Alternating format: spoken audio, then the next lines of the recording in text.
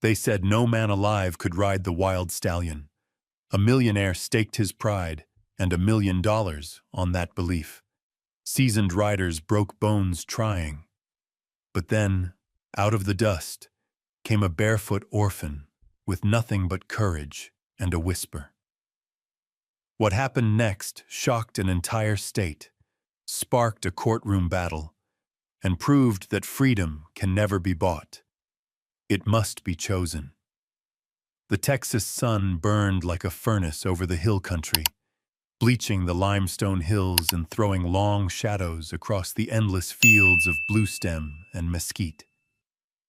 The Whitmore Ranch rose from the land like a monument to pride. White-pillared porches, red-tiled roofs, and fences that stretched farther than the eye could follow. Everything about it screamed wealth and power. Inside the main barn, a crowd had gathered. Wealthy ranchers in crisp hats, oil men with whiskey in hand, and seasoned cowboys who had drifted in just to see the spectacle. They all whispered the same name, half in awe, half in mockery. Midnight Storm. The horse stood alone in a steel corral at the center, a black Mustang cross with shoulders like a war horse and eyes like burning coal. His coat gleamed as if it had swallowed the sun, and his hooves struck sparks when they hit the packed dirt. He had already thrown the best trainers in the state, some leaving with broken ribs, others with their pride shattered. At the head of the gathering, Charles Whitmore adjusted his linen jacket and tapped his silver-tipped cane against the ground. 62 years old, with hair as white as prairie cotton and skin browned by decades of ranching and oil money, he carried himself like a man used to command. His fortune, earned from both cattle and crude, had made him one of the wealthiest men in Texas. But it was his arrogance that filled the room more than his money. He raised a glass of bourbon, his voice carrying like thunder across the barn. "No man alive will ever ride my stallion," he declared, lips curling into a smug smile. "Not a single damn soul." The crowd murmured. Some chuckled, others shifted uncomfortably, but all eyes turned back to the stallion in the corral. Midnight Storm pawed the dirt, ears pinned back, daring anyone to enter. Whitmore went on, savoring the moment. "I'll make it interesting," he said, letting the bourbon catch the light. $1 million, cash, to the man who lasts 3 minutes on his back. A hush fell over the room before erupting into chatter. $1 million, enough to buy a ranch, enough to start an empire. The offer spread like wildfire, and already men whispered about who would dare take it. A cowboy in a dust-stained hat spat on the ground. 3 minutes? Hell, I wouldn't last 3 seconds. Another, a trainer who had tried and failed weeks earlier, muttered, "That horse ain't meant for riding. He's the devil dressed in black." But Whitmore only smiled wider, soaking in the fear and fascination that his wager created. Pride burned in his chest. To him, the horse was not a beast to be understood. It was a trophy, a challenge, a way to prove that nothing in this world stood beyond his command. From the corral, Midnight Storm snorted, the sound sharp as a whip crack. His nostrils flared, breath steaming in the hot air. The muscles along his flanks quivered with tension, as if he could feel the arrogance in the voices around him and rejected it outright. The crowd stepped back from the rail instinctively, though no gate had been opened. Whitmore's foreman, a wiry man named Cole Brandt, leaned close to his boss. "Sir, you sure about this? You're inviting half the state to take a crack at him. Someone might—" "No one will," Whitmore cut him off, his eyes glinting cold steel. "And if by some miracle they do, I'll have my entertainment. Either way, I win." The words carried the finality of a sentence. Around them, the smell of horse sweat and hay hung heavy, mixing with the sweet burn of bourbon. Outside, cicadas screamed in the oaks. Inside, the bet had been cast like a gauntlet thrown to the dirt. Men scribbled their names, promising to return with their best riders. Some laughed about the money, others cursed Whitmore under their breath. But no one doubted that the challenge would draw crowds from far beyond the hill country. Whitmore drained his glass and set it down with a sharp clink. His gaze returned to the horse, who stared back, unblinking, unbowed.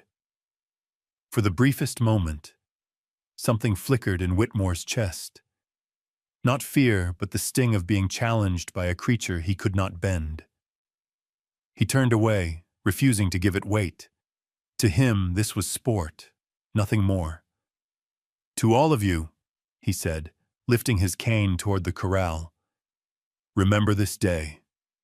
Midnight Storm will break every last one of you, and when he does, I'll remind you what real power looks like." The barn erupted in voices. Bets placed, whiskey poured, challenges made. But above it all lingered the sharp crack of a hoof against steel, a sound like defiance itself echoing in the Texas heat. And though none of them knew it yet, beyond the ranch fences, beyond the limestone ridges and sunburnt fields, a boy who owned nothing but his courage was about to change everything. The morning heat had already begun to rise over the low streets of East Austin. Dust hung in the air, stirred by old pickups rattling down cracked asphalt, and the smell of frying bacon drifted from diners that served working men before the day grew unbearable. In a small boarding stable on the edge of town, hidden behind a rusting chain-link fence, a boy worked with the quiet determination of someone twice his age. Ethan Miller was 13, though the hollow look in his dark eyes made him seem older. His father had been a cowboy who rode rodeos when times were good and broke horses for cash when times weren't. Years ago, an accident during a bronc ride had taken him away, leaving Ethan alone with memories that felt more like dreams now. His mother had passed when he was a child. The details were blurry, softened by time and silence. What Ethan had left were calluses on his hands from mucking out stalls, a bed in the loft of the stable that smelled of hay and mildew, and a handful of words from his father that rang in his head every time he touched a horse. "A horse isn't owned, son. He chooses his rider. If you want his trust, give him yours first." The stable wasn't much. The wood was weathered and the tin roof rattled when the wind came off the plains. Yet, to Ethan, it was home, or at least the closest thing to it.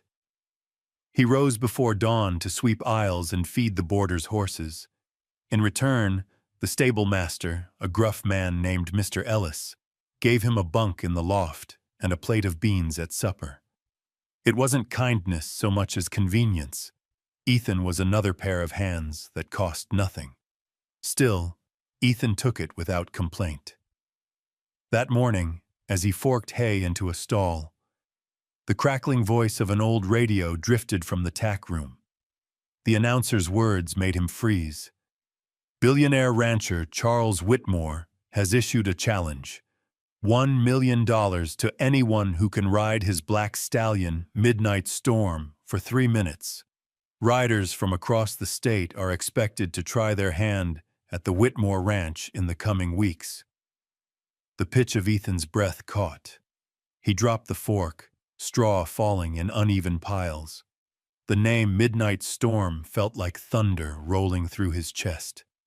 He had heard whispers about that horse. Wild, dangerous, a Mustang mix that no one could handle. They said he had thrown seasoned cowboys like rag dolls, leaving them bruised and broken.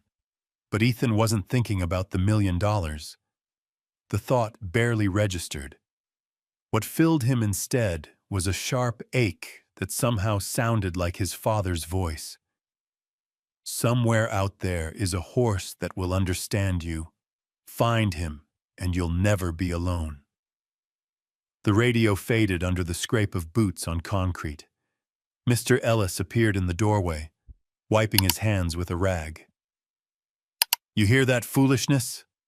Damn, Whitmore's turned a horse into a sideshow." Ethan kept his eyes lowered. "What kind of horse is he?" "A devil, that's what," Ellis muttered. "Jet black, Mustang blood, strong enough to tear through a fence if he wanted. Whitmore's been trying to break him for months, and the bastard still fights like the day he was caught. But you don't need to be thinking on it, boy. That's not for folks like us." Ethan nodded, though the words slipped past him. Something had already rooted in his chest, a seed that refused to be ignored. That night, when the barn lights flicked off and the other stable hands left, Ethan lay on his cot staring at the rafters. The air smelled of leather and manure, but beneath it lingered the memory of his childhood, the warmth of a campfire, the steady rhythm of a horse's breathing, his father's rough hand on his shoulder. He whispered into the darkness, as if someone might hear, "Maybe he's the one." The following day, as he carried buckets of water down the aisle, 2 ranch hands from the north side came in leading a trailer horse. They were loud, bragging about the Whitmore challenge. "You gonna give it a shot?" one asked the other. "Hell no. I'd rather keep my bones where they are. But think of it, $1 million, enough to buy half this town. Yeah, and enough to bury you when that devil stomps you into the dirt." Ethan stood still, gripping the handle of the bucket so hard his knuckles whitened. He wanted to ask them if anyone at all, had ever tried just talking to the horse. But he kept quiet. That evening, as twilight poured gold across the sky, Ethan climbed the fence behind the stable and sat staring westward. The horizon stretched endlessly, the sun sinking behind the hills like an ember dying in ash. Somewhere out there, beyond the ridges and the mesquite, lay the Whitmore Ranch. Somewhere out there stood Midnight Storm. His stomach twisted with fear, but it wasn't fear of the horse. It was fear of being laughed at, of being told he had no right to dream. He pressed his fists against his knees and remembered his father's last ride, the one that had ended in dust and silence. Ethan had been 5 years old, clutching the railing, watching his father thrown. The crowd gasped, the announcer shouted, and then came the stillness that stole the air from the boy's lungs. In that memory, he had wanted to scream, to run, to beg someone to help, but no one could. Since then, horses were the only things that made him feel less alone. Now, hearing of Midnight Storm, Ethan felt the pull of fate. The horse was said to be untamable, dangerous, wild. But maybe what he needed wasn't another whip, another rider, another show of power. Maybe he needed someone who knew what it was like to be left behind, to fight just to keep standing. That night he packed a small cloth bag, a piece of stale bread, a worn canteen, and the pocket knife that had belonged to his father. He left a note for Ellis, just 3 words scrawled in pencil. "Thank you, sir." Then he slipped out the back gate while the town slept, the cicadas shrieking in the humid dark. The road stretched long and lonely ahead of him. Each step kicked up dust that clung to his bare ankles.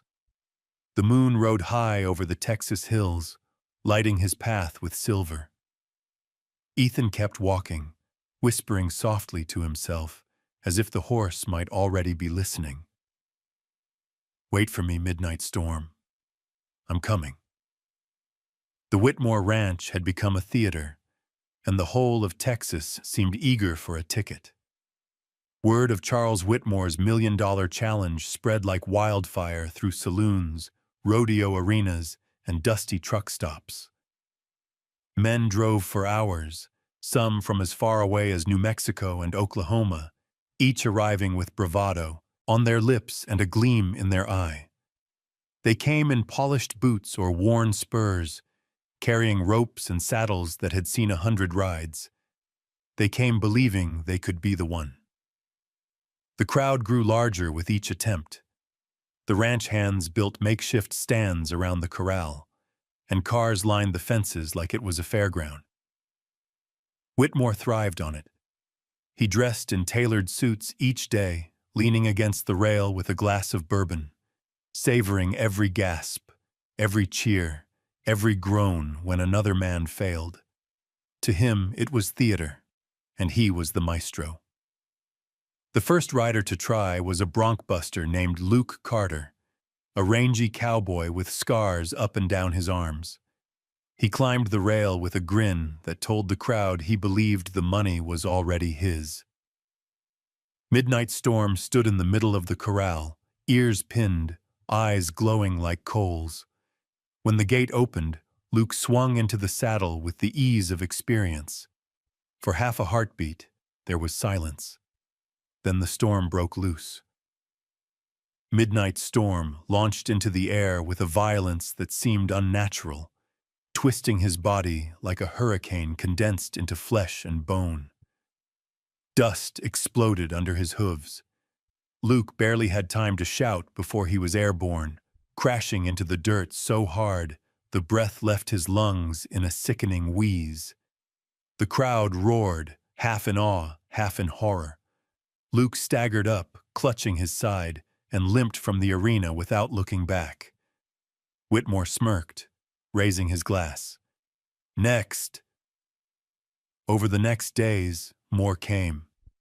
A rodeo champion from San Antonio, a trainer from Oklahoma who claimed to have broken wild mustangs by the dozen, even a rancher's son whose family fortune rivaled Whitmore's. They all swaggered into the corral, and they all fell. One man left with a shattered collarbone, another with blood streaming from his nose. One had to be carried out on a stretcher, his leg bent at an angle that made the crowd go silent. Every failure only fed Whitmore's arrogance. He made speeches from the rail, his voice dripping with contempt. You see, money cannot buy what does not exist. No man will ever tame Midnight Storm. His friends laughed, clinking glasses. The spectacle became more than a bet. It became Whitmore's declaration of dominance over man and beast alike. Yet, amid the chaos, whispers began to spread. Some said the horse wasn't just wild, but wounded. They spoke of the way his eyes never softened, how his anger seemed personal. A few old ranchers swore they could see it. This wasn't rebellion for rebellion's sake. This was mistrust, deep and carved into his soul. Someone had hurt him before he ever arrived at Whitmore's ranch. Still, men kept coming. The money was too much to ignore. Families drove down in caravans, mothers clutching children, while fathers watched the corral with envy in their eyes. Every failed attempt was met with cheers from the crowd, then silence as the rider limped away. The horse stood tall after each, victory, chest heaving, nostrils flared, never bowing his head. On the 10th day, after another rider was carted off with his arm broken clean through, Whitmore turned to his foreman, Cole Brandt, with a cruel glint in his eye. If no one rides him by the end of the month, I'll put a bullet in that beast. I bought him to be ridden, not to waste my time. Cole hesitated. Sir, folks won't like that. They came here for a show, not to watch a killing. Then they'll learn, Whitmore snapped. Everything has a price, even mercy. The words chilled Cole, though he said nothing more. The crowd didn't hear them, but the horse did. Midnight Storm tossed his head, eyes burning, as though he understood. By then, Ethan Miller had been walking for days, following the long road out of Austin toward the hill country. Dust coated his bare feet and clung to his ragged jeans. He passed fields of sunflowers leaning toward the sky, creeks running low in the summer heat, and roadside crosses where strangers had been lost on highways.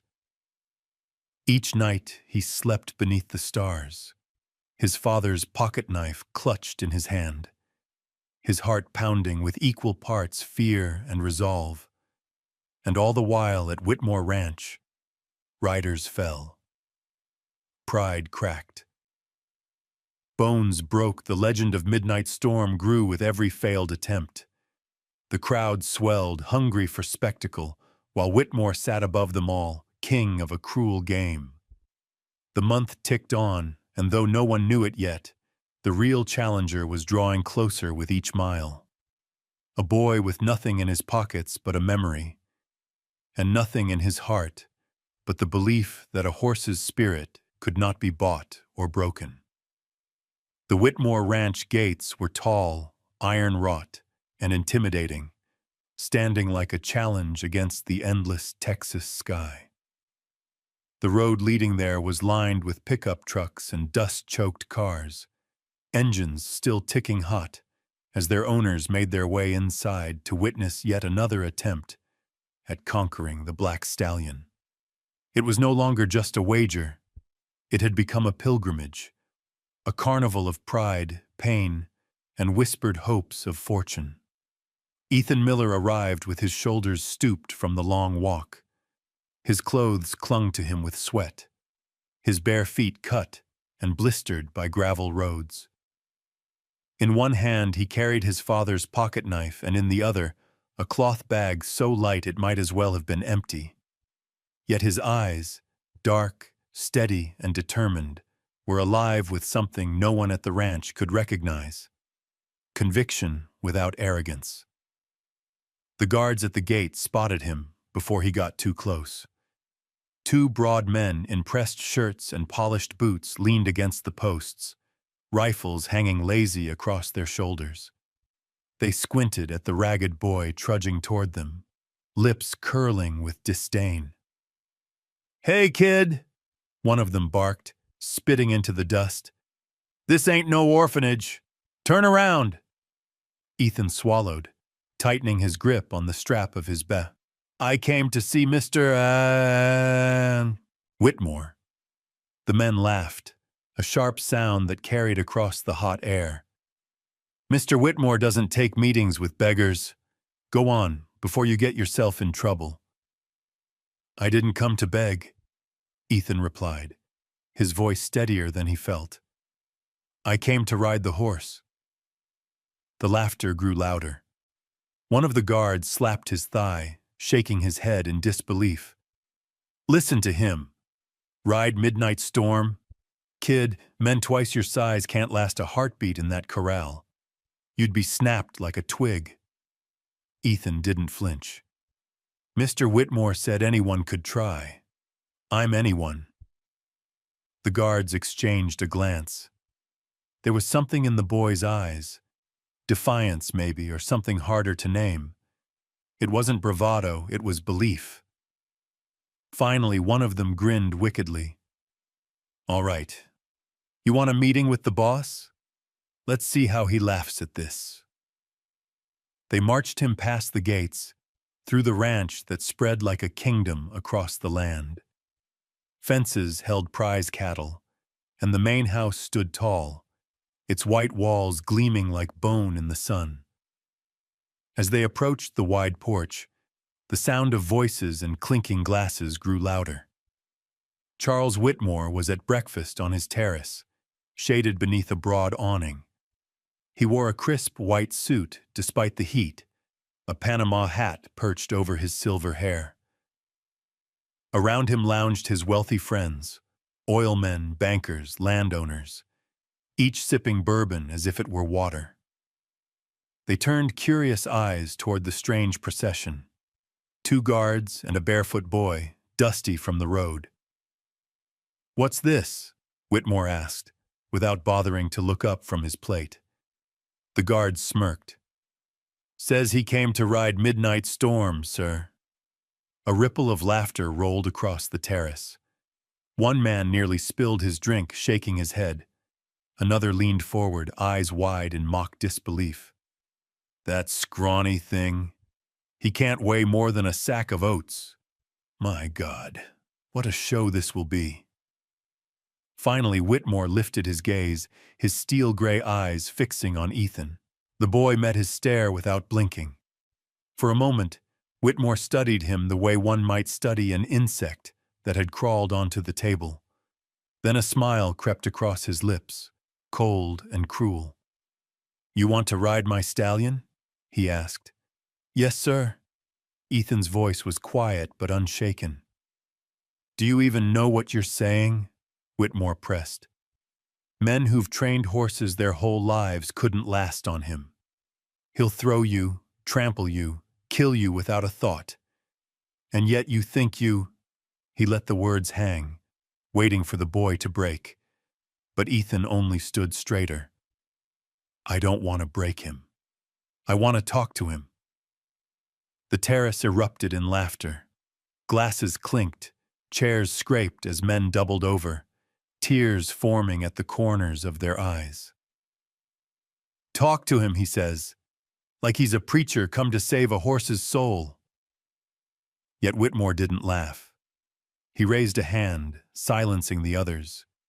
There was a strange flicker in his expression, not respect, but interest. This wasn't the bravado he was used to. It was something different, something that made him want to see the boy fail even more. "Very well," Whitmore said, his voice smooth and mocking. "If it's death you're after, I won't deny you the stage. But remember this, 3 minutes. If you last, you earn the prize. If you don't—" He leaned back in his chair, sipping his bourbon. "Well, the ranch is always in need of hands to muck out the stalls." The crowd of guests cheered the announcement, eager for the spectacle. Bets were placed on how long the boy would survive. 10 seconds, 15 at most. No one wagered beyond a minute. The guards led Ethan across the yard toward the corral, where Midnight Storm stood waiting. Dust swirled in the air, the scent of hay and sweat heavy on the wind. People followed, forming a circle along the railings, their faces hungry for the drama about to unfold. Inside the corral, the stallion pawed the ground, black mane whipping like a banner in the heat. His eyes burned with mistrust, his muscles rippling with tension. Every inch of him radiated danger. The gate creaked open. Ethan stepped forward, the world narrowing to the sound of his own heartbeat. Around him the crowd jeered, placing bets, calling him a fool. Ahead of him stood the horse that no man could tame, the creature said to be worth a fortune and doomed to die if he resisted too long. He gripped the strap of his bag once more, remembering his father's words. "A horse isn't owned, son. He chooses his rider." And with that, the barefoot boy crossed into the corral. The corral had never been so quiet. The crowd pressed against the rails, their laughter fading to a tense murmur as the barefoot boy stepped onto the dust. Ethan's figure was small against the vast black shape of Midnight Storm, but there was something in the way he carried himself, straight-backed, steady-eyed, that unsettled even the most jaded spectators. The stallion stood at the far end, ears pinned, nostrils flaring as if he could already sense the difference in this challenger. Ethan's heart pounded, but he forced himself not to rush. The dust shifted beneath his bare feet as he crossed a few paces into the ring, then stopped. He let the silence settle, closing his eyes against the jeers from behind the fence. He didn't speak loudly, didn't wave his arms like the others had. Instead, he sank to the ground, folding his legs under him, hands resting loosely on his knees. The crowd erupted in confusion. "What the hell's he doing?" someone barked. "He's sitting down?" Another voice laughed bitterly. "That horse is gonna run him right over." Even Whitmore, watching from his shaded chair, arched an eyebrow in amusement. But Ethan wasn't listening to them. He was listening to the horse. He breathed slowly, letting the hot air burn through his chest, then whispered, barely loud enough for those nearest the rail to hear. "I know what it's like to be trapped. I know what it's like to not trust anyone. I'm not here to break you." Midnight Storm's ears flicked, the muscles across his shoulders quivering. He pawed the dirt, a warning, but his eyes stayed fixed on the boy. The crowd leaned forward. The hush grew heavier, as though the whole ranch held its breath. "I don't have whips," Ethan continued softly. "I don't have spurs. I don't want to own you. I just want to listen." His voice shook, but it was steady with conviction, carrying an honesty no one else had offered. For long seconds, nothing happened. The stallion snorted, pacing along the rail, every line of his body taut with suspicion. Dust swirled in the sunlight, heat rising in waves. Ethan remained motionless, eyes lowered, the image of vulnerability itself. He had placed himself in the most dangerous position, on the ground, defenseless, with 1,000 pounds of muscle and rage watching him. Then, slowly, Midnight Storm's gait changed. The stamping lessened, the arcs of his pacing curved closer. His ear paws twitched forward, then back, indecisive, until finally he stopped and tossed his head with a grunt. The crowd gasped as the stallion took a step toward the boy. Then another. A woman covered her mouth with her hand. A rancher muttered, "No damn way." Ethan opened his palm and held it out, not reaching, not pushing, just offering. His heart hammered so loudly he could barely hear his own breath. Midnight Storm lowered his head, nostrils flaring as he tested the air between them. The moment stretched like eternity. Then the horse's muzzle brushed the boy's hand. The sound that followed was not a cheer at first. It was a collective gasp, a disbelieving silence broken only by the shuffle of boots against the fence. Then voices erupted, shouting, swearing, calling it a trick, a miracle. Some applauded wildly, others simply stared, unable to reconcile what they were seeing with everything they believed about the stallion. Ethan lifted his eyes, meeting the horse's gaze.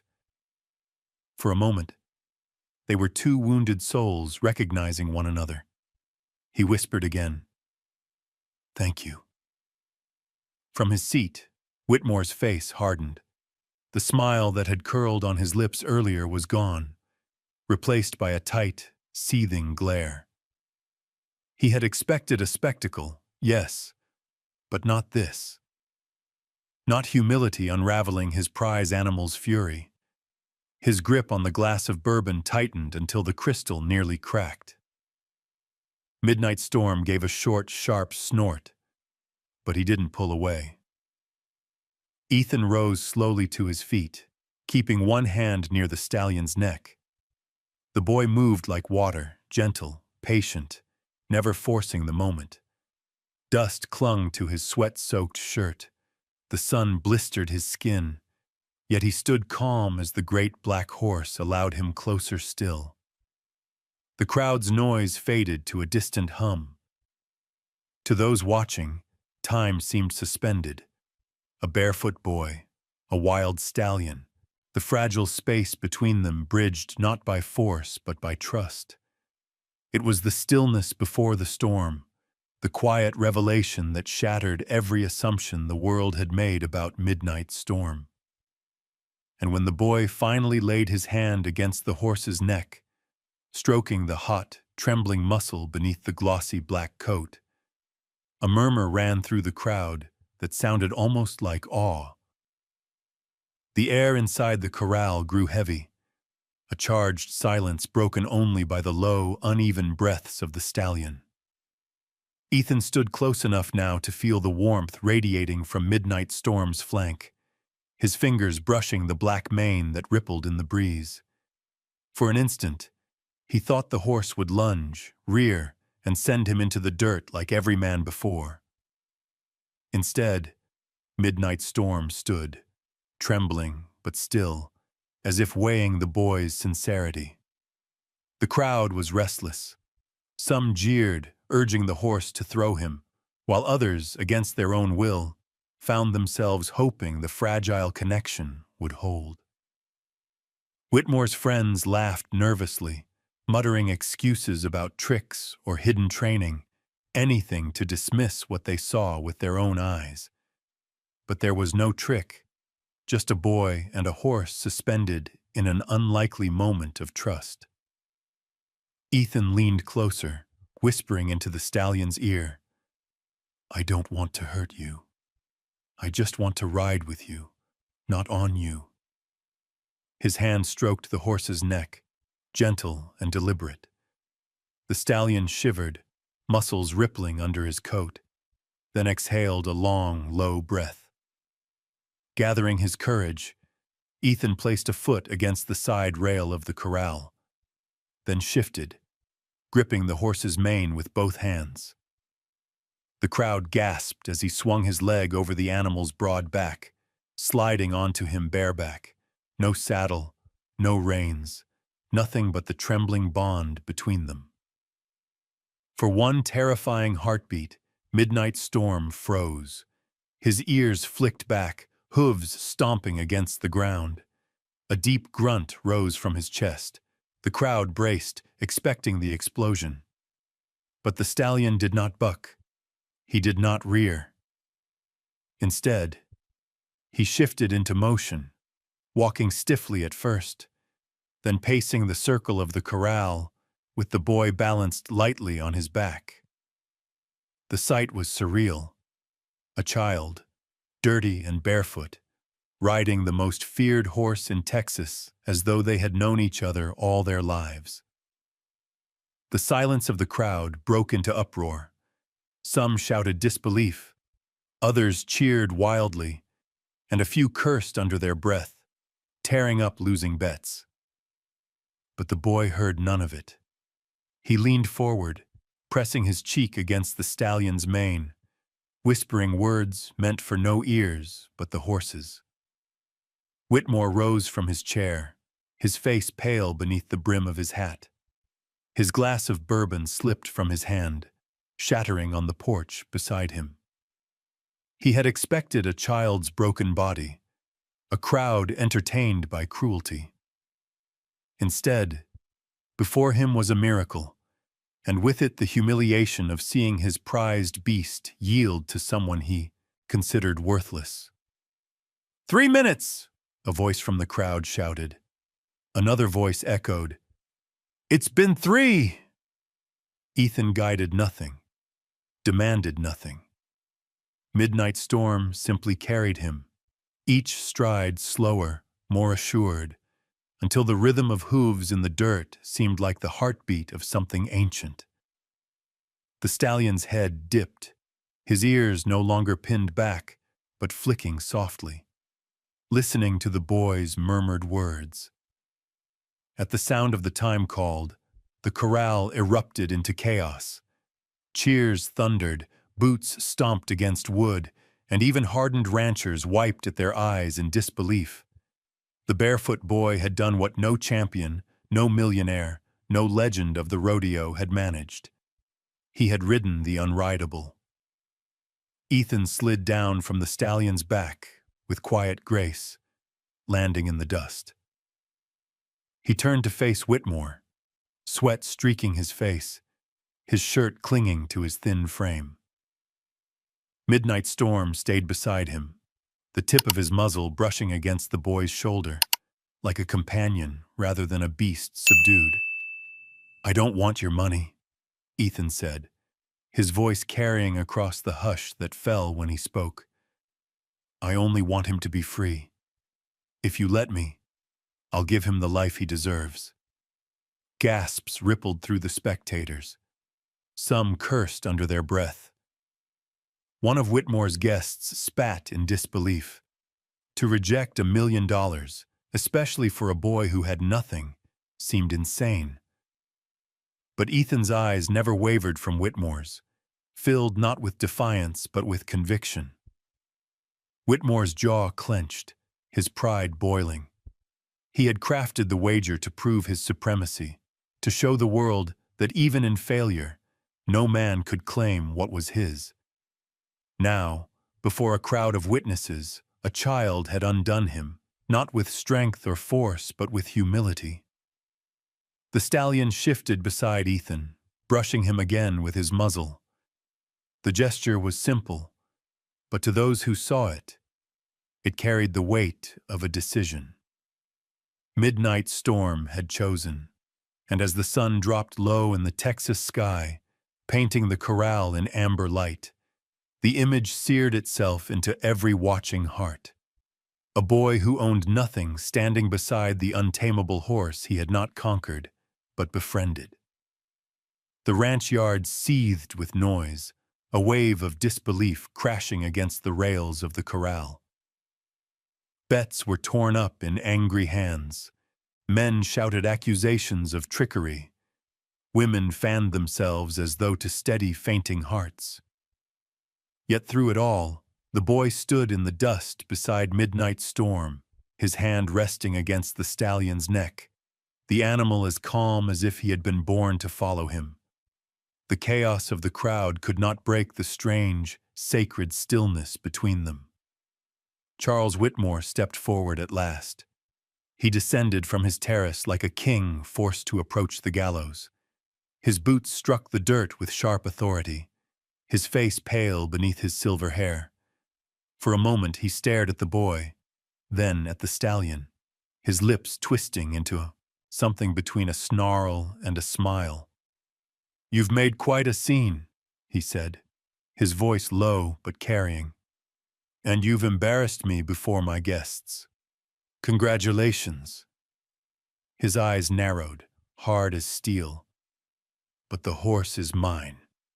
Money was the wager, not ownership. You've proved your point. Now take the cash and leave." A murmur rolled through the crowd. Many nodded. Surely the boy would accept. $1 million was salvation. But Ethan's gaze did not falter. "I don't want your money," he said simply. His voice was soft but clear, slicing through the roar around him. "I want him. Midnight Storm has chosen me. That's the only reward I came for."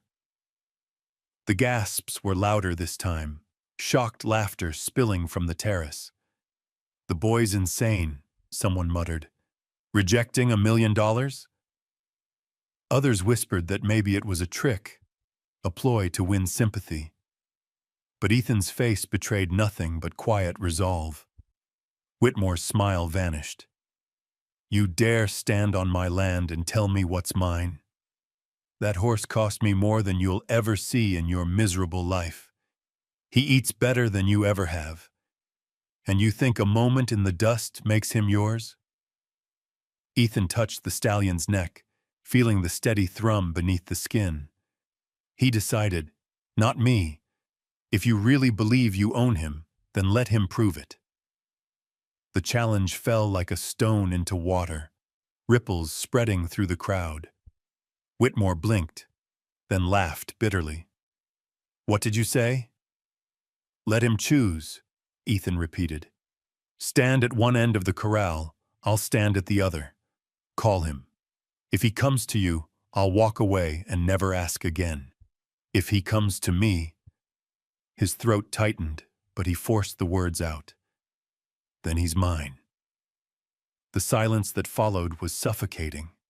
Even the cicadas outside the yard seemed to pause. Whitmore's men shifted uneasily. His guests leaned forward with morbid fascination. The arrogance of the wager was undeniable, yet so was the honesty in the boy's demand. Whitmore's pride could not resist. His voice cut the air like a knife. Fine. Let's give the people their show. We'll see if this beast truly knows loyalty. The corral was cleared. The crowd pressed back against the rails. Whitmore positioned himself at the southern end, his white suit glowing in the sun, his voice already booming with confidence. Ethan walked to the northern end, his feet raw against the dirt, his hands trembling but steady as he laid one last stroke against the stallion's muzzle. Midnight Storm stood in the center, tossing his head, eyes darting between the two figures. Dust swirled around his legs, his ears twitching at the tension. The boy whispered once more, "Choose, friend. Choose where you belong." "Come here, Storm!" Whitmore's command rang out, harsh and commanding. He smacked his gloved hand against his thigh, his tone the same he used with men he considered beneath him. "Come, boy!"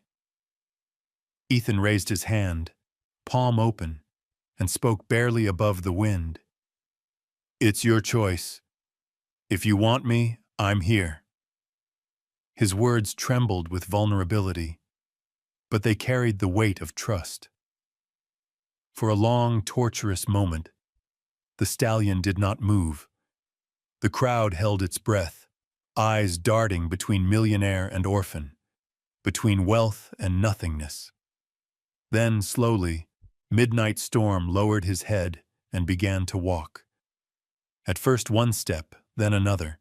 The muscles rippled under his black coat as he closed the distance, not to Whitmore, who barked louder, commanding, but to the barefoot boy, standing with nothing but an open hand. Gasps erupted. "No, no way," a man stammered. Whitmore's face drained of color, his lips tightening into a hard line. Midnight Storm reached Ethan and pressed his muzzle into the boy's chest with a deep, resonant snort. The gesture was not of submission, but of recognition, the final seal on the bond they had formed. Ethan wrapped his arms around the stallion's head, burying his face in the thick black mane as tears stung his eyes. The corral exploded with noise. Some cheered wildly, others jeered, but no one could deny what they had seen. Whitmore's pride, his fortune, his authority had all been undone by a boy with nothing but honesty. Whitmore stood frozen, fists clenched so tight his knuckles whitened. He had lost, not the wager, but something far greater. His command, his pride, the illusion that money ruled every living thing.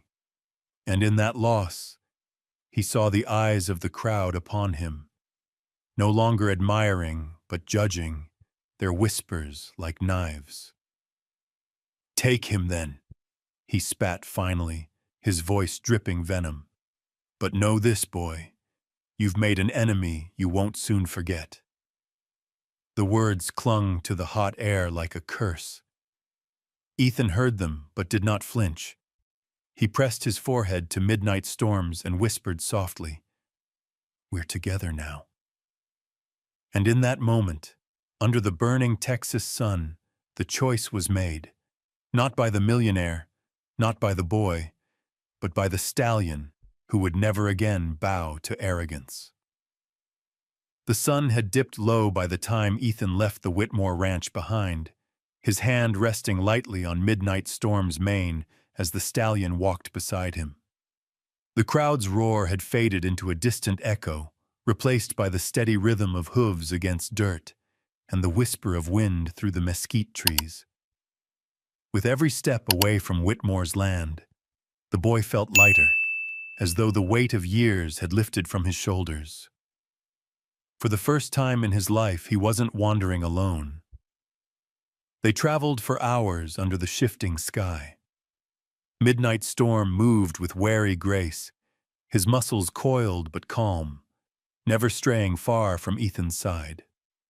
The boy spoke softly as they walked, telling the horse stories he hadn't told anyone in years.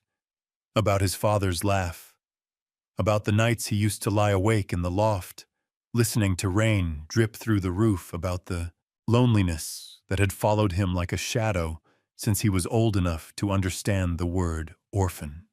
Midnight Storm responded with snorts, with the occasional flick of his ears, with a presence so steady it made Ethan feel for once that someone was listening. By dawn, they reached the small town of Marble Falls, nestled between the rolling hills and the winding Colorado River. It wasn't much, just a main street lined with brick storefronts, a diner with faded neon, and a feed store whose windows smelled of dust and grain. To Ethan, it looked like salvation. To the horse, it looked like freedom. The townsfolk noticed them the moment they entered. Men paused at the gas station pump. Women froze in the middle of sweeping porches. Children pressed their noses against glass windows. A barefoot boy with ragged clothes leading a black stallion as proud and shining as a legend. It was a sight too strange to ignore. Whispers followed them down the street, rising like the hum of bees. Ethan led Midnight Storm to the edge of town, where the clang of hammer against iron rang from a weathered building. The sign above the door read, Dawson and Son Blacksmith, though the N Son had long since been painted over. A broad-shouldered man with a gray beard worked at the forge, sparks flying as he shaped a horseshoe on the anvil. When he noticed the boy and horse at his gate, he set down his hammer, wiped his hands on his leather apron, and narrowed his eyes. "You lost, kid?" he asked, his voice rough but not unkind. Ethan shook his head. "I'm looking for work, and a place for him." He gestured toward Midnight Storm, who lifted his head, ears pricked forward as if judging the man. The blacksmith stepped closer, his gait heavy but steady. His weathered hands traced the air near the stallion without touching, his eyes sharp with experience. "Fine-looking animal," he muttered. "But he's no ordinary horse.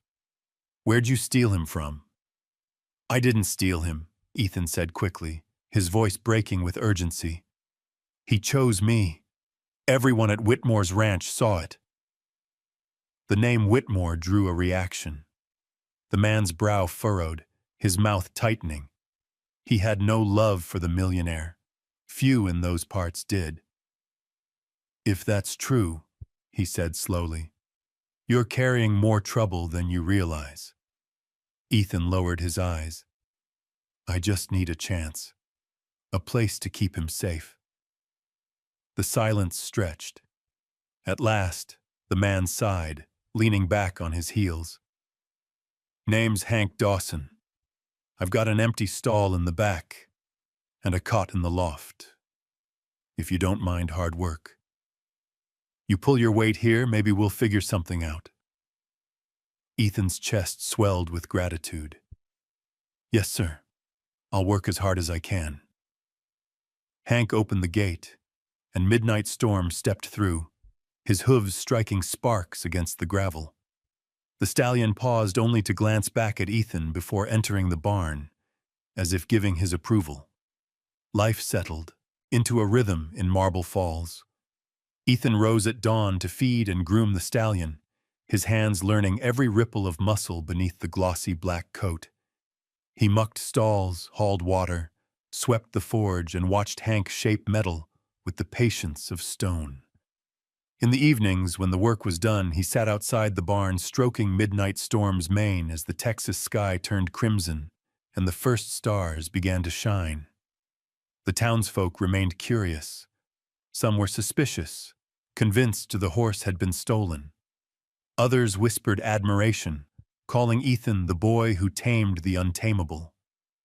Children gathered near the fence, daring each other to touch the stallion's flank, though none had the courage. A few kind souls, like the woman who ran the diner, slipped Ethan extra bread or a slice of pie, murmuring, "For the boy and his horse." Still, beneath the fragile peace, a shadow lingered. Ethan could feel it in the way strangers stared too long, in the muttered warnings Hank offered before bed. Whitmore was not a man to accept humiliation quietly. His pride had been wounded, and men like him did not forgive. But for now, Ethan let himself breathe. He had a roof above his head, food in his belly, and midnight storm in the stall beside him. For the first time, he felt the stirrings of something he had never known: belonging. And though he sensed the storm yet to come, Ethan clung to the present. The sound of the hammer ringing in Hank's forge, the smell of hay and iron, the soft nicker of the stallion in the twilight. It was fragile, yes, but it was real. And to a boy who had walked the world alone, it was everything. Marble Falls seemed peaceful in the daylight. A town where the river ran quiet under the bridge and children played stickball in the dirt streets. Ethan began to imagine he could build a life here, simple but steady, with midnight storm grazing in the pasture behind Hank Dawson's forge. Each day, his bond with the stallion deepened. The horse no longer pinned his ears at every sound, no longer shied from the touch of others when Ethan was near. Together they walked along the riverbank, the black coat of the Mustang glistening in the Texas sun. And for the first time in years, Ethan smiled without forcing it. But peace is never free when pride has been wounded. Charles Whitmore's humiliation festered like a wound that would not heal. At his estate, he brooded over bourbon, replaying the moment when the stallion had walked away from him in front of 100 witnesses. He had money, land, and men at his command, but all of it felt hollow compared to the image of a barefoot boy stealing his glory. That night, he summoned his foreman Cole Brandt and a handful of trusted hands. "Find the horse," Whitmore ordered, his voice cold. "Bring him back. I don't care what you do with the boy." Cole hesitated, but the glint in Whitmore's eyes left no room for argument. Soon after, a black truck rolled out under the cover of darkness, carrying men who smelled of whiskey and violence. Ethan awoke in the small cot above the forge to the sound of hoofbeats and a sharp clang against the barn door. His heart leapt into his throat. Grabbing the pocket knife from his bag, he stumbled down the ladder, bare feet slapping against the wooden floor. The night air was heavy, the only light spilling from a lantern Hank had left by the forge. 2 figures were crouched at the barn door, one prying at the latch with a crowbar, the other holding a rope coiled in his hands. Midnight storm snorted angrily inside, hooves striking against the stall floor. The sound of iron against wood carried a promise of violence. "Hey!" Ethan shouted, his voice breaking the silence. The men froze, then turned. One laughed under his breath. "Well, look who we've got here. The little hero himself." "Step aside, kid," the other warned, his voice like gravel. "This ain't your fight. We just came for the horse." "You're not taking him," Ethan said, holding the knife in trembling hands. His chest heaved, fear surging, but his body did not move from the door. "You'll have to go through me first." The taller man stepped forward, swinging the crowbar onto his shoulder. "That can be arranged." Before he could close the distance, a shout boomed through the yard. "Enough!" Hank Dawson stormed from the forge with a hammer in his hand, the lantern light glinting off his gray beard and steel-hard eyes. Behind him came neighbors roused from their beds, Mrs. Carter clutching a broom, the young butcher with a cleaver still stained from the day's work, a retired soldier named Boone carrying his old hunting rifle. One by one, townsfolk filled the yard, their faces grim with determination. The intruders hesitated. The odds had shifted in a heartbeat. "You boys best be on your way," Hank growled, standing broad in the lantern light. "This town doesn't take kindly to thieves."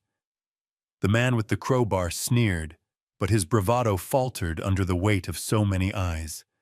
He spat into the dirt. "This ain't over," he muttered. Then, with a sharp gesture to his partner, he turned and disappeared into the night, the black truck growling as it sped away. Silence fell heavy after their departure, broken only by the restless snorts of midnight storm inside the barn. Ethan's grip on the knife loosened as his knees threatened to buckle. Hank placed a steady hand on his shoulder. "You all right, boy?" the blacksmith asked. Ethan nodded, though his breath came shallow. They were here for him. Whitmore sent them. The townsfolk exchanged uneasy glances. The name carried weight, even here. Whitmore's wealth stretched far, his influence deeper than most dared to admit. Mrs. Carter tightened her shawl around her shoulders. "If he wants that horse, he won't stop. You know that." Hank's jaw set like stone. "Then he'll have to come through all of us." In the days that followed, Marble Falls changed. Neighbors took turns watching the forge at night. Lamps burned later in windows. Shotguns were cleaned and leaned by doors, and whispers filled the diner and the feed store. Ethan felt the eyes of the town on him wherever he went, some filled with admiration, others with fear. He hadn't meant to drag them into his fight, but now their lives were tangled with his. At night, lying on the cot, he listened to midnight storm shifting in the stall below, the steady sound of hooves against straw. He whispered to the horse through the boards, "I won't let them take you, no matter what." The stallion answered with a soft snort, as if he understood. The shadows of Whitmore's wrath had reached Marble Falls, and though the boy and the horse had found a place to belong, they knew the storm was only beginning. By the time the morning sun rose over Marble Falls, the story of the midnight intrusion had already spread. At the diner, whispers rolled like smoke between coffee cups. At the feed store, men spoke in hushed voices about trucks seen on the back road. In the church, women murmured prayers for the boy and his horse. Fear had crept into every corner, but with it came a spark of defiance. Ethan could feel the town's eyes following him as he walked the main street. Some faces were sympathetic, nodding with quiet encouragement. Others were wary, calculating whether standing beside him was worth the risk of Whitmore's wrath.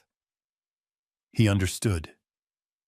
The millionaire's reach was long, and people had seen what happened to those who crossed him. But even with doubt in the air, there was something else too. A sense of pride that their small town had something worth defending.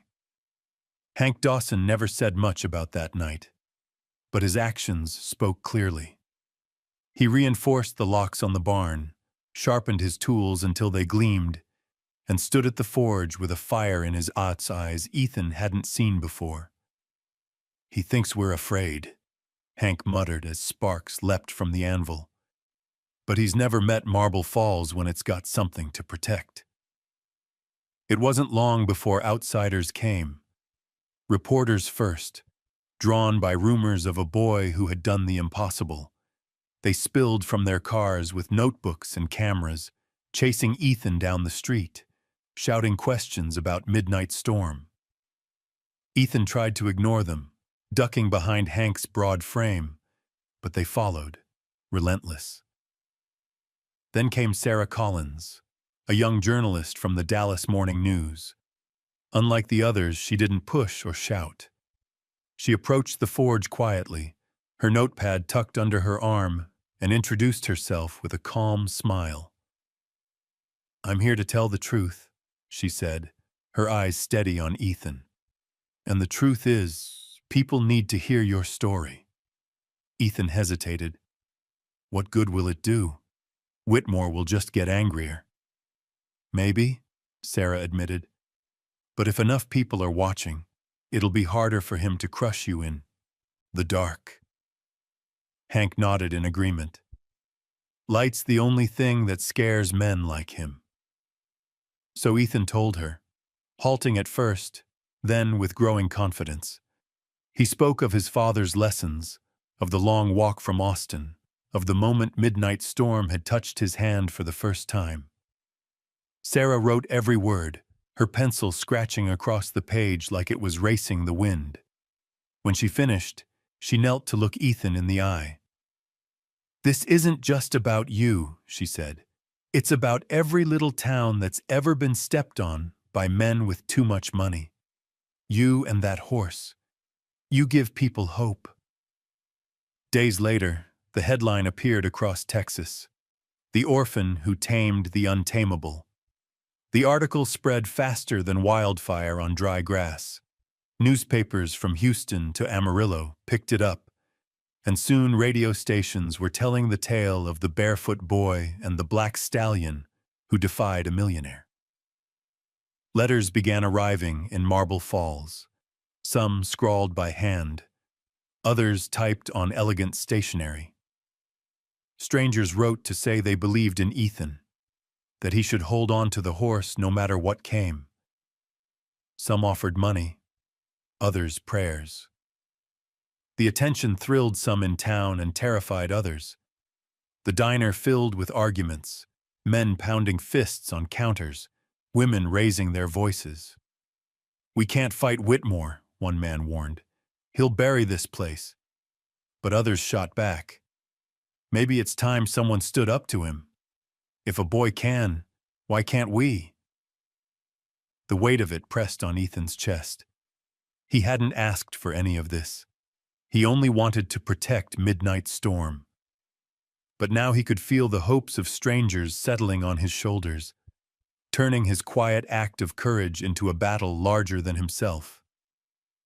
At night, lying in the loft, he listened to the stallion's breathing below and whispered, "I don't know if I can carry all this."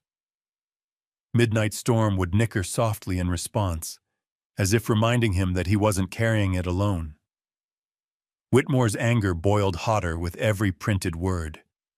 He slammed the newspaper onto his desk, bourbon spilling from his glass. "They're making me the villain," he raged to Cole Brandt. "That boy's no hero. He stole from me. And if the courts won't fix it, then I'll take matters into my own hands." Cole shifted uneasily. "Sir, the eyes of the whole state are on you now. If you make the wrong move—" "Then I'll blind them all," Whitmore snapped, his voice sharp as broken glass. And so the fire spread, not just in Marble Falls but across Texas, a flame of attention and defiance that would not be smothered. For some it was hope, for others it was danger. For Ethan it was the beginning of a battle he had never wanted, but could no longer avoid. The story that had once been confined to dusty roads and ranch fences now blazed across Texas like a summer storm. Headlines carried Ethan's name and Midnight Storm's legend. Talk shows debated the point saut, meaning of ownership, and preachers in Sunday pulpits spoke of faith and freedom, weaving the tale of boy and horse into sermons about justice. For Marble Falls, the attention felt both like a shield and a target. People came from nearby towns to see the stallion for themselves, crowding the fences with wide-eyed children and skeptical ranchers. And though Ethan tried to remain the same quiet boy he had always been, he felt the world pressing closer every day.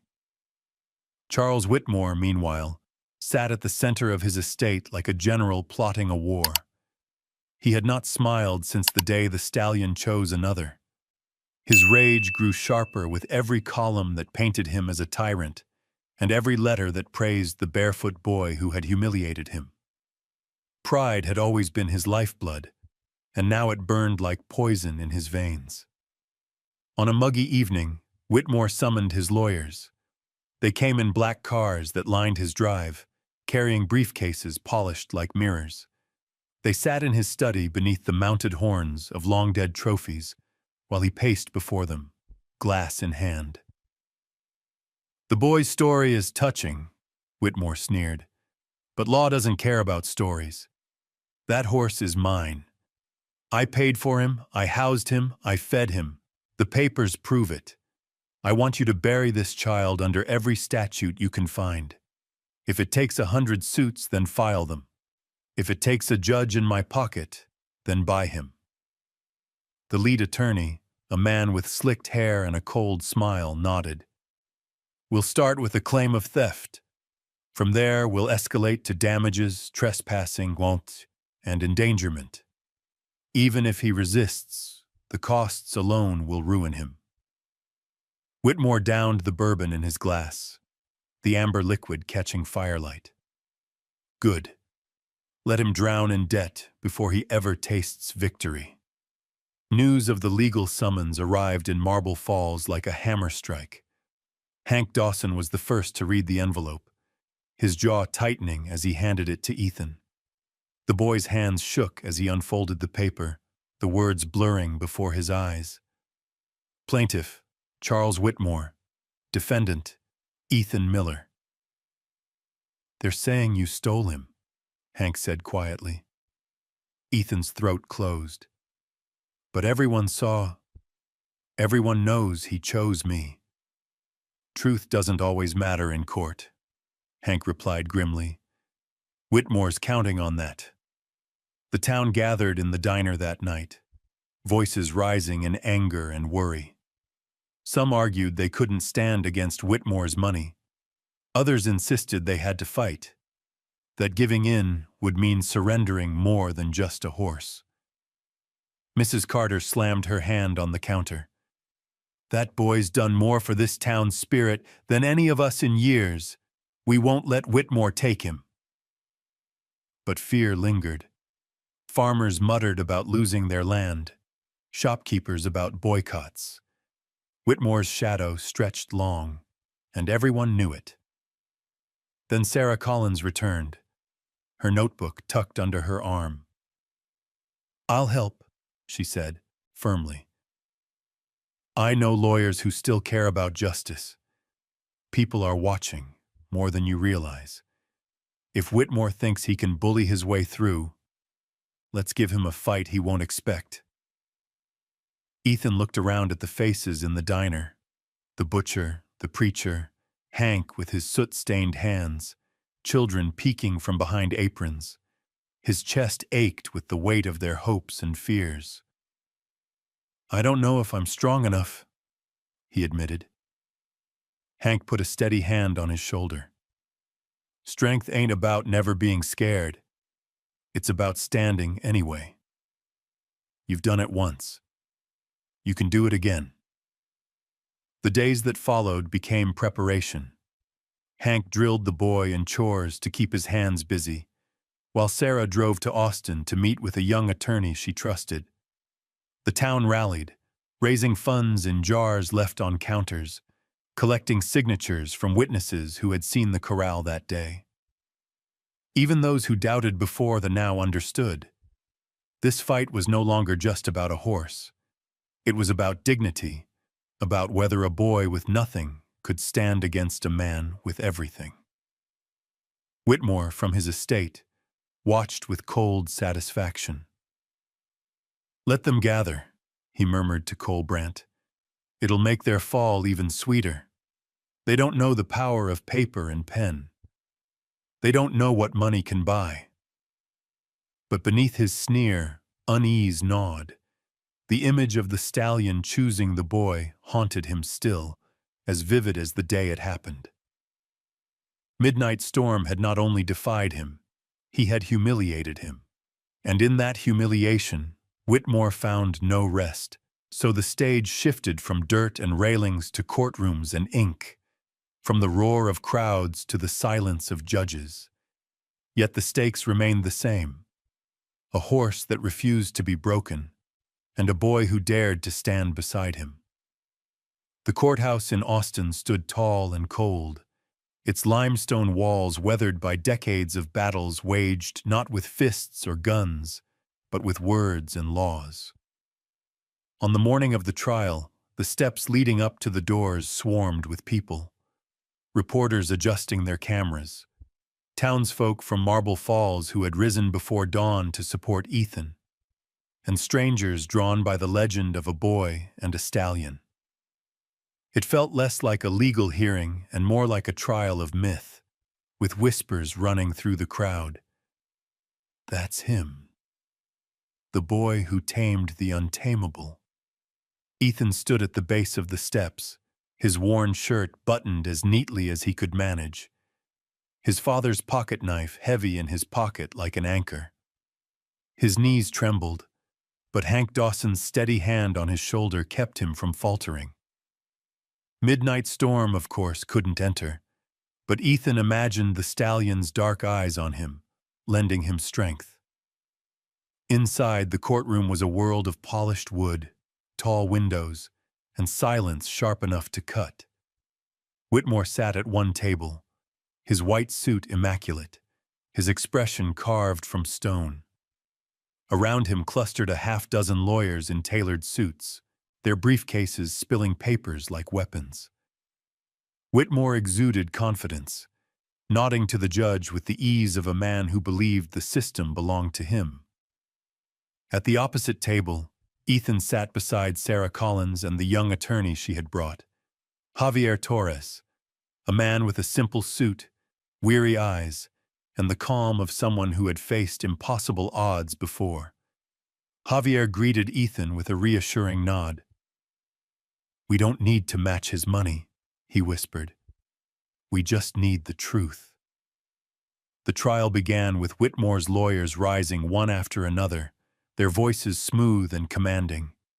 They presented purchase records, bills of sale, documents stamped and signed. Midnight Storm, the lead attorney declared, was bought legally by Mr. Whitmore at auction. He is property, no different than land or cattle. The boy in question stole him, and in doing so endangered himself and others. The words fell heavy, echoing across the chamber. Some in the gallery nodded reluctantly. The law was clear, at least on paper. Whitmore leaned back in his chair, lips curling in triumph. Then Javier stood, his voice quiet at first but gaining strength. "No one denies the purchase. But what cannot be denied either is the wager Mr. Whitmore made before dozens of witnesses. He promised the horse would belong to whomever he accepted. He turned this into more than a contest. It was a contract, witnessed and agreed upon." The courtroom stirred. Murmurs rose from the gallery as Javier called the first witness, a ranch hand who had been at the corral. Then another, a woman from San Antonio who had traveled to see the famous challenge. One by one, they testified that they had seen the boy enter the ring, unarmed, and walk out not with conquest, but with a bond. Each voice chipped away at Whitmore's fortress of pride.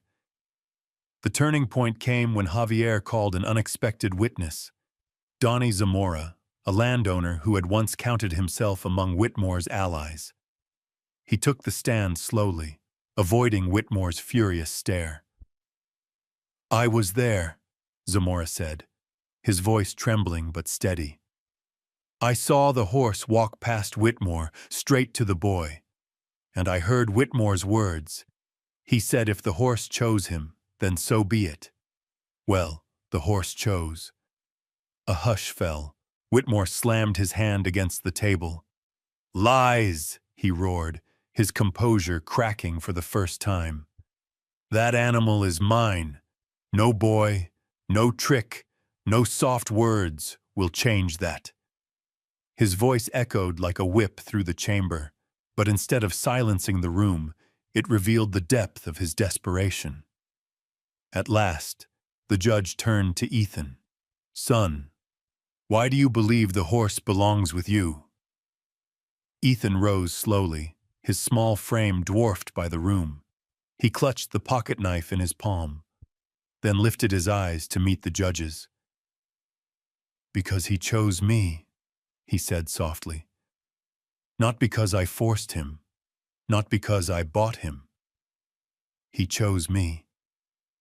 He's not just an animal locked in a chowthount stall. He's like me. He's been hurt, abandoned, and he doesn't trust easy. But he trusted me. If you send him back, you'll break him, and you'll break me too. His words were simple, almost childlike, yet they carried a weight that filled the room. For a long moment, no one spoke. Even the judge lowered his gaze, the silence thick as the Texas heat. Whitmore seethed, whispering to his attorneys, but the air in the courtroom had shifted. The spectacle of wealth and paperwork no longer mattered against the sight of a boy standing bare before the law, with nothing but his truth. When the closing arguments ended, the judge withdrew. The minutes stretched like hours, the crowd restless, Ethan's heart pounding in his chest. Then at last, the door opened and the judge returned, his expression unreadable. He raised the gavel. This court recognizes that though Mr. Whitmore legally purchased the horse, he voluntarily relinquished that right by his wager, witnessed and confirmed. Therefore, ownership is granted to the defendant, Ethan Miller. Midnight Storm shall remain in his care. The gavel struck. Cheers erupted in the gallery, echoing through the halls. Sarah embraced Ethan, tears in her eyes, while Hank lifted him into a rough, proud hug. Whitmore sat frozen, his face bloodless, his fists white with rage. As he rose to leave, he leaned close enough for Ethan to hear his hissed words. "This isn't over, boy. You don't know the enemies you've made." Ethan didn't answer. He only looked toward the window, where the sunlight streamed in like freedom, and thought of Midnight Storm waiting for him. For the first time, justice had spoken louder than power. The courthouse doors swung wide, and sunlight poured over the crowd like a blessing. The verdict still echoed in Ethan's ears, the gavel strike resounding in his chest, as though it had been hammered into his very heart. People surged forward on the steps, clapping his back, calling his name. Some shouted blessings, others simply wept. To them, it was more than a legal victory. It was proof that the powerful could be held to account, that truth could triumph over wealth. Sarah Collins scribbled notes furiously, her hands shaking with excitement. "You don't understand what you've done," she whispered to Ethan as they pushed through the throng. "This will be on every front page in the state by morning, maybe the country." Ethan's face flushed. He wasn't thinking of newspapers or headlines. His only thought was of Midnight Storm, waiting in the stall at Hank's forge. He imagined the horse's deep, dark eyes, the breath that smelled of hay and dust, the steady sound of hooves when he shifted in the straw. More than any verdict, that bond was his freedom. Whitmore, however, walked from the courthouse like a man carrying fire in his chest. He ignored the reporters clamoring for comment, shoved past hands that reached for answers, and climbed into his black car without a word. But as the engine roared, he leaned close to the glass and glared at Ethan. His lips barely moved, but the boy caught the shape of the words. "This isn't over." Back in Marble Falls, the town erupted as if they themselves had won the trial. The diner served free pie to every patron. The preacher rang the church bell, and children ran through the streets chanting Ethan's name. Hank Dawson sat on the porch of his forge, pipe smoke curling around his weathered face, and watched as strangers streamed into town just to catch a glimpse of the boy and the stallion who had humbled a millionaire. That night, Ethan returned to the barn. Midnight Storm lifted his head the moment the boy entered, snorting softly. as though he had known all along.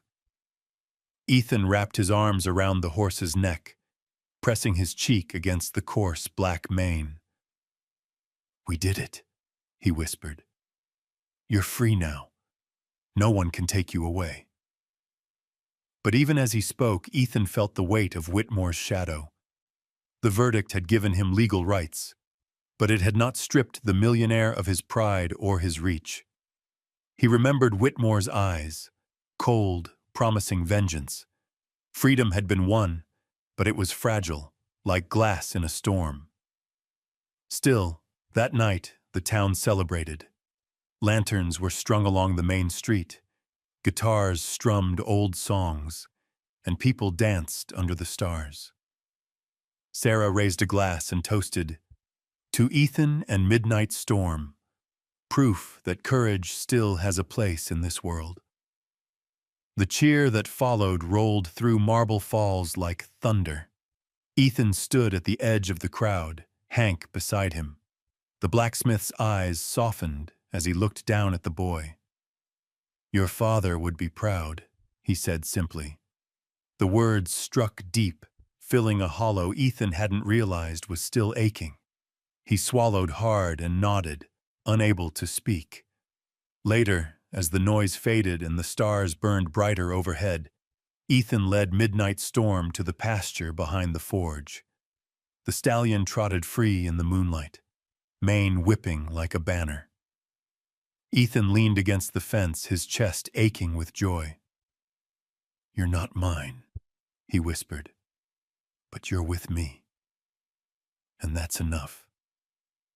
In that quiet moment, under the wide Texas sky, justice felt more than a verdict. It felt alive, breathing in the steady rhythm of hooves, carried on the soft wind that rustled the mesquite. For the first time, Ethan allowed himself to believe in the word he had never dared to hope for before. Home. The summer air in Marble Falls carried a sweetness that had been missing for years. It was more than the scent of mesquite smoke or the bread cooling on kitchen windowsills. It was the feeling of release, the lifting of a burden the town hadn't realized it bore. With Whitmore's grip broken in the courthouse, people walked taller, voices rang louder, and laughter carried farther across the riverbanks. The townsfolk decided there must be a celebration, not just for Ethan, but for themselves, for the spirit of defiance that had bound them together. Preparations began at dawn. Strings of colored lanterns were hung across Main Street, glowing like fireflies as the sun began to set. Long tables were hauled into the open square, covered in gingham cloth and piled with food: barbecued brisket, cornbread, peach cobblers, and sweet tea sweating in glass jars. The air shimmered with music as fiddles and guitars tuned for the night ahead, their notes already coaxing children into giggles and stomping feet. Ethan hardly knew what to make of it all. He had never been the center of anything before. Most of his life he had been invisible, a shadow in the corner of barns and alleys. Now, everywhere he turned, hands clapped his back, voices called his name, and strangers smiled at him as if they had always known him. He felt shy under the weight of their attention, but whenever he faltered, Midnight Storm was there, towering and black, the glow of lanterns reflecting off his sleek coat. The stallion carried himself with quiet dignity, as if he knew the celebration was as much his as the boys'. Hank Dawson watched from the porch of the forge, his pipe clenched between his teeth, pride hidden beneath his gruff demeanor. He had helped raise the lanterns, hammered extra nails into the tables, and now he stood with arms crossed, surveying it all as though guarding it. When Ethan passed, Hank gave him a nod that said more than any words. "You belong here now." The festival swelled with life as darkness fell. Songs rang out, Old cowboy ballads that spoke of long trails and lost loves, mixed with hymns of gratitude. Boots stomped on the wooden planks of the square as couples danced, skirts twirling and hats tipping. Children darted between the tables, chasing each other with sparklers, their laughter lifting into the night sky. Sarah Collins moved through the crowd with her notebook, recording the sights and sounds, though more often than not she set it aside to join the dance, her face lit with genuine joy.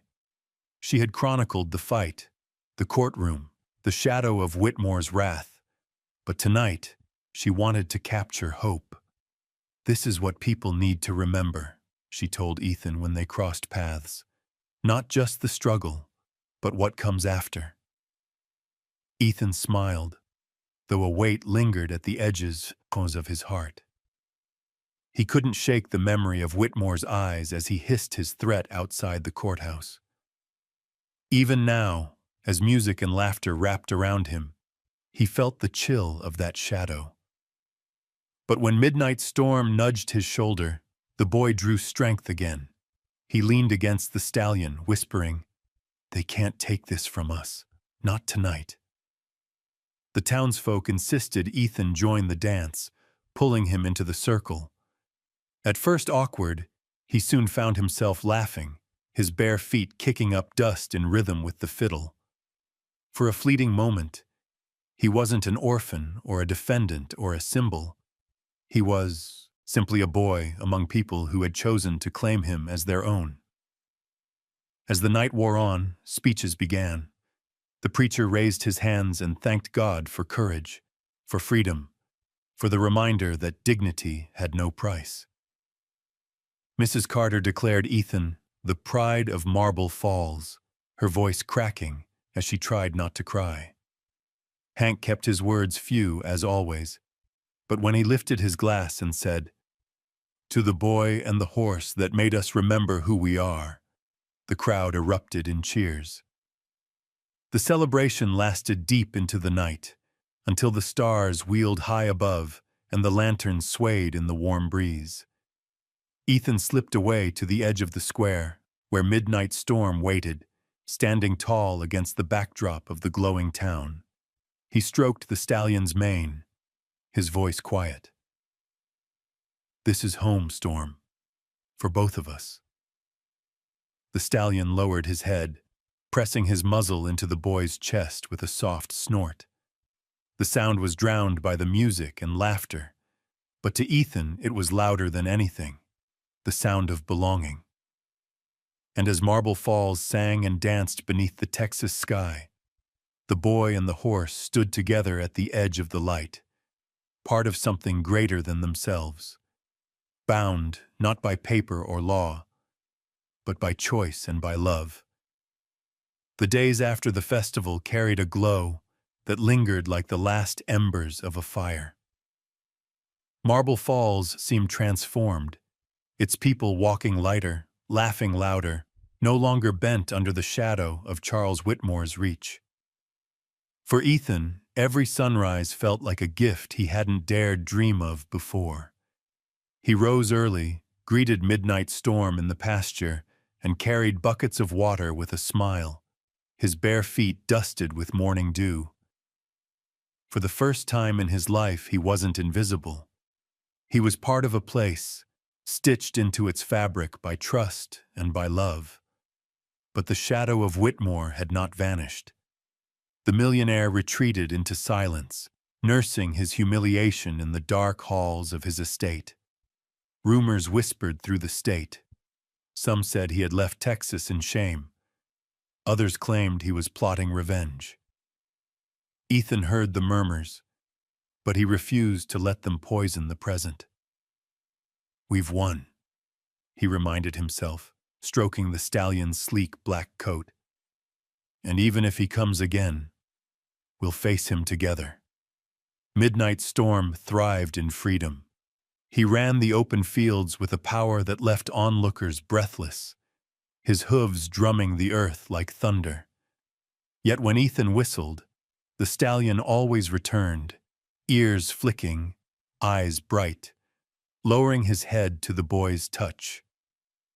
What had begun as survival was now companionship, unbreakable and steady.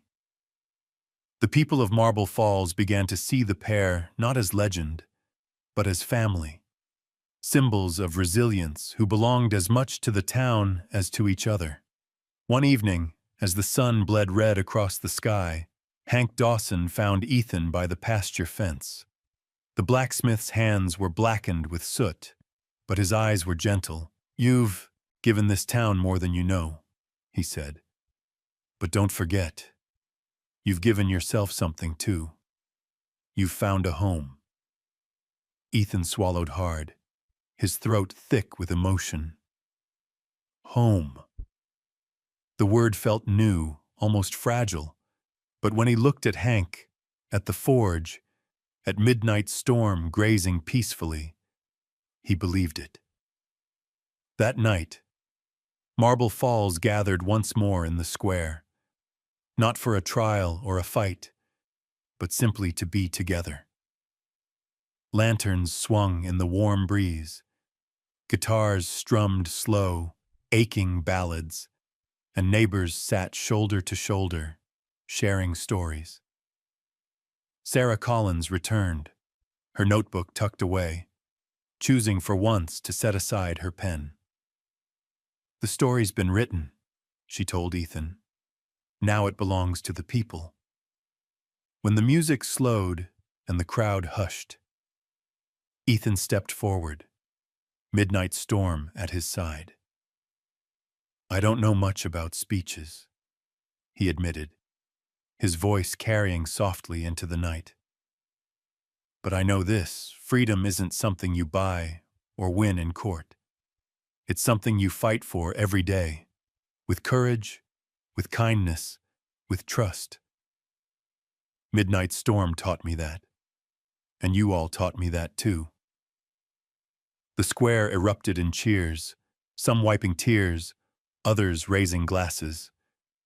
Ethan blushed, lowering his gaze, but when he glanced at Hank, he saw the old man's proud nod, and when he looked at Sarah, her smile assured him that his words had carried farther than he imagined. Later, when the town drifted back to their homes and the lanterns burned low, Ethan led Midnight Storm out beyond the edge of Marble Falls. The night was still, the stars vast and brilliant, the horizon stretching forever. He climbed onto the stallion's bare back, the familiar warmth steady beneath him. With a soft nudge, Midnight Storm surged forward, galloping into the open land, mane streaming, hooves striking sparks from the earth. The wind tore through Ethan's hair, stung his eyes, filled his lungs with fire. He laughed, a sound pure and unburdened, as the world blurred around him. In that moment, there was no court, no millionaire, no shadow of vengeance. There was only a boy and his horse, two souls scarred by the world, but healed by each other, racing side by side into freedom. When they slowed at last, standing on a rise above the valley, Ethan looked back at the twinkling lights of Marble Falls. The town was small, fragile in the vast Texas dark, but it was his. Midnight Storm tossed his head, snorting into the night air, and Ethan pressed a hand against his neck. "We're home," he whispered. "No one can take that from us." The stallion stamped once as if sealing the vow. Together, boy and horse stood against the horizon, the night wide open before them, their bond unshakable. Whatever storms might come, they would meet them not as master and beast, but as equals, as family, as free. And so their story ended not with conquest or wealth, but with the simple truth that had carried them from the first moment in the dust-filled corral. Freedom is not given by the powerful, nor bought with money. It is chosen, earned, and lived, one stride at a time, into the endless horizon. And now I want to hear from you. if you were in Ethan's shoes? Would you have taken the money or fought for freedom like he did? Type 1 if you'd choose freedom, or 0 if you'd walk away with the cash. Drop your answer in the comments, and don't forget to subscribe, because more powerful stories of courage, love, and the bond between humans and animals are coming your way.